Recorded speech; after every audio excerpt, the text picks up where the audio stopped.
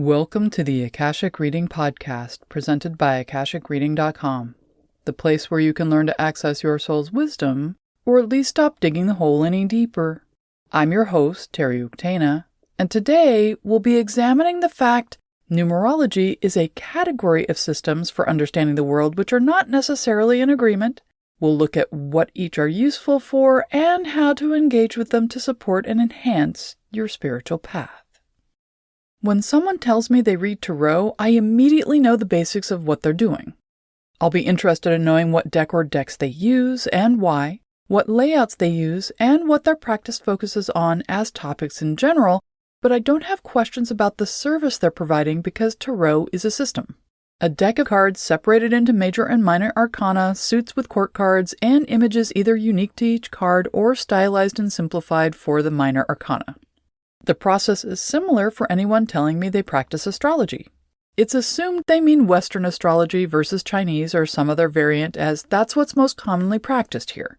There's a standard, if complex, means for arriving at any variety of charts which everyone agrees on in general, and the only change to the practice over the past few hundred years, besides converting it to digital rather than doing everything by hand, has come in the 2010s when science discovered a ninth planet in our solar system. Reiki is even easier because while there are any number of variations to it, the differences are fairly minimal between them. Usually, the question which comes to mind first is what level of education or mastery have you achieved? Level 1, 2, or 3. In spiritual community, people tend to talk about numerology in this same way, as if there's one agreed-upon system which everyone understands and uses. Clients and students are uniformly stumped when I ask what type of numerology they've studied or are using. They have no idea what I'm talking about. But numerology isn't a system. It's a category. It's like saying, I drive an automobile. Depending on who you are or what career you're in, I can guess what you mean is a car versus a truck or some other wheeled vehicle, but all you've told me is you get from here to there with motorized wheels. If you want me to know more, you'll need to be more specific. To be specific, numerology is both the belief in the divine or mystical relationship between a number and people, things, and events, and also the study of the numerical value of the letters in words, names, and ideas. The reason why there isn't just one system for working with numbers is because there is no one thing they can mean. Or, said another way, numbers in and of themselves mean very simply what they mean. 1 equals 1, 2 equals 2, and so on. But in relationship with other things, they can become greater than the sum of their parts. Basically, numbers are like tofu, taking on the flavoring of whatever they're with. For example, binary is a base 2 language which turns the numbers 0 and 1 into on-off switches and is the language which runs computers and computer programs. In this system, the numbers have little to do with counting and instead with whether something can or cannot, is or is not happening in the moment. They describe certain states of being within our physical reality, turning numbers into gatekeepers and also into the symbols for yes and no.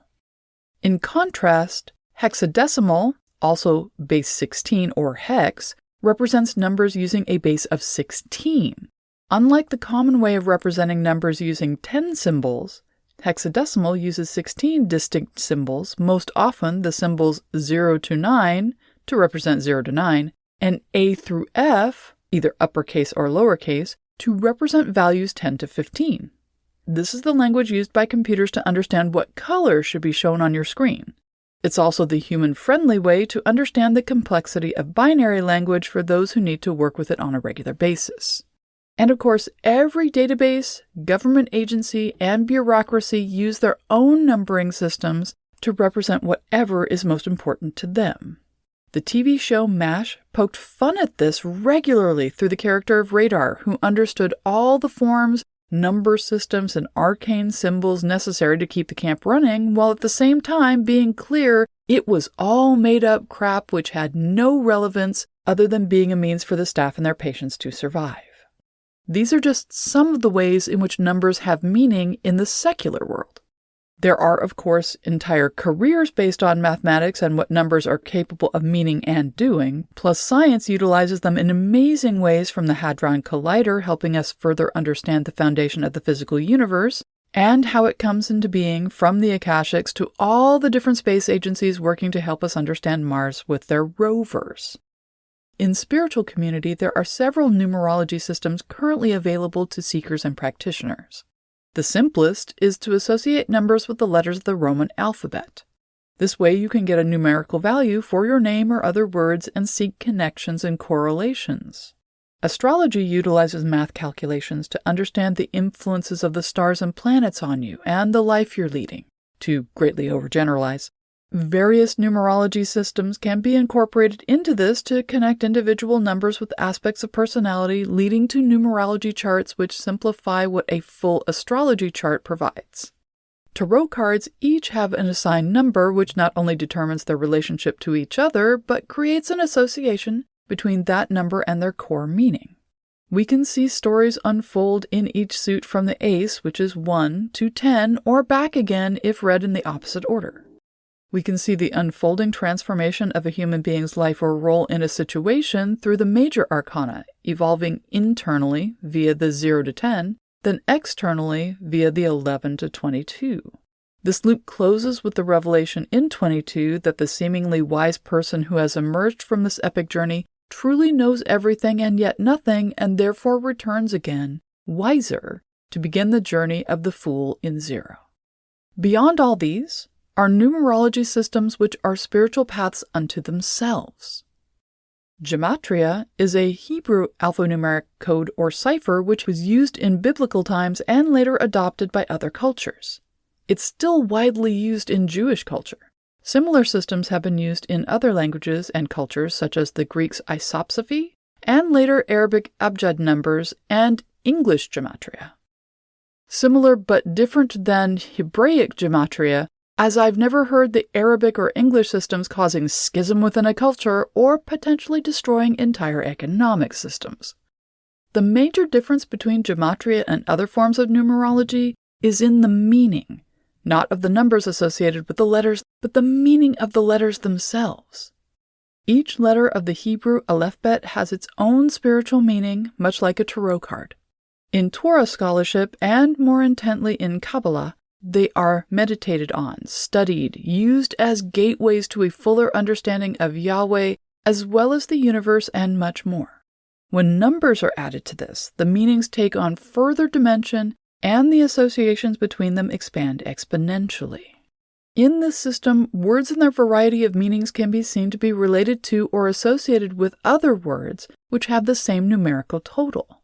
Kabbalists have utilized this feature of gematria throughout the centuries, not only to delve deeper into their spirituality, but to talk with each other in what amounts to a hidden mystical language. This language and its meanings are one influence which facilitated the rise of the most recent Jewish messiah, Sabbatai Zevi. The gematria around his name, his coming to prominence where and how he did, all influenced a hope in Jews living in Europe that the end of the world had come, and it was time to return home to Israel.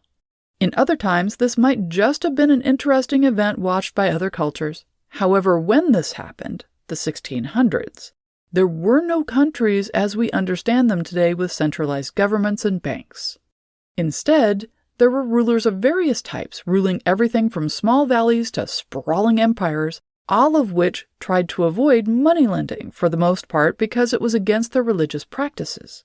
The economy at the time was therefore underpinned by Jewish moneylenders, who, when all this happened, simply wrote off what was owed to them because the end of the world was happening, packed up their lives and left.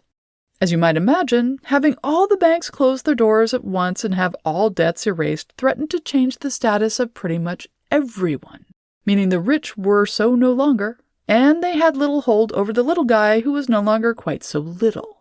This caused a swift reaction from the warlords and governing bodies which shut their borders and quickly rounded up all the Jewish resettlers in an attempt to prevent catastrophe as they saw it.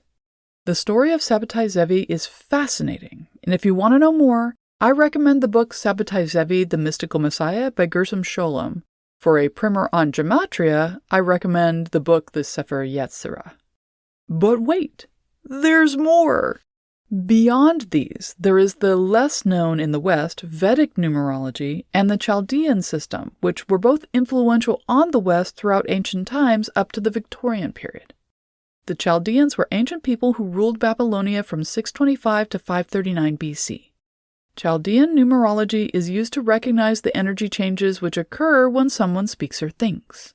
The sound of someone speaking comes out in vibrations of different frequencies which affect the speaker and those around them. So when we speak of words having power and meaning, this system describes some of the mechanics of how this is achieved. Chaldean numerology uses the numbers 1 to 8 but sets aside 9 because it is regarded as sacred due to its connection to infinity. Each letter is then assigned to a number 1 to 8 based on the Chaldean numerology chart. The numbers associated with a person's name have great relevance as they indicate the energies the person is living and manifesting in each moment and much more. Then there's the Pythagorean system, referred to as either Western numerology or Pythagorean numerology. Pythagoras, the Greek mathematician and philosopher who lived from 569 to 470 BC, is known as the father of Western numerology. Pythagoras began his theory of numbers by discovering the numerical relationship between numbers and musical notes. He found the vibrations in stringed instruments could be mathematically explained. The Pythagorean method uses an individual's name and date of birth, and the name number reveals the individual's outer nature. This is the personality they present to the outside world. So to start, one needs to use the individual's full name as written on their birth certificate. Then each letter is assigned to a digit based on the Pythagorean system. There are 3 master numbers, 11, 22, and 33, which do not get reduced to a single number. Hence, if one's name number or birth number comes out to one of these master numbers, then they will not be combined to form a single digit. Finally, the single-digit name number and birth number are assigned a particular meaning and significance based on the Pythagorean system. So, what does all this mean? Well, while some of these systems are compatible with each other, much about them is contradictory, and trying to figure all of them out would probably make your head explode. Or make you into a mystic mathematician or some form of quantum astrophysicist. Or perhaps something new entirely? And for those who want there to be an underlying universal truth underneath all this, the answer is, well, no. Tofu is tofu. Numbers are numbers. They are wholesome in and of themselves and in their essence mean what they say. 1 equals 1 and 2 equals 2. Whatever other meanings they may acquire is basically coming from us and how we relate to them. For example, the number 666 means 666 of something. But to Christians and those who associate with Christian culture, it's the mark of the beast and either something evil or the butt of jokes. While in Jewish culture and academic studies, it's a mistranslation of the ancient texts and doesn't mean any such thing at all. The numbers mean all of this, none of this, and more depending on the relationship we have with them. Which is why when clients ask me what seeing 1111 or 2222 or 1212 means and so on, I don't have a pat answer to give. Often the answer is the numbers themselves don't mean anything. Instead, it's a person's guides trying to get their attention in response to requests, prayers, and meditations they've been doing, or healing, transformation, problem solving that they're attempting to achieve. It's like flashing lights on the side of the road, nothing more. We can't know what the true situation is, how to help, or what needs to be done until we stop what we're doing and attend to the details and circumstances we find there. So when looking to numerology to help us understand ourselves and the world around us, it's good to know we can choose what system works best for us and supports us on our spiritual path. We have the power to determine how we add up and whether or not we count. And that's all the time we have this week. If you're interested in knowing more, check out my website, akashicreading.com. Thank you to my patron of honor this week, Laura Rowland. If you're enjoying this podcast, please consider supporting it by subscribing on Patreon. For just $5 a month, you can join in patron-only classes, see all my other offerings, and get regular updates about what I'm working on at patreon.com/TerryUktana. Thanks.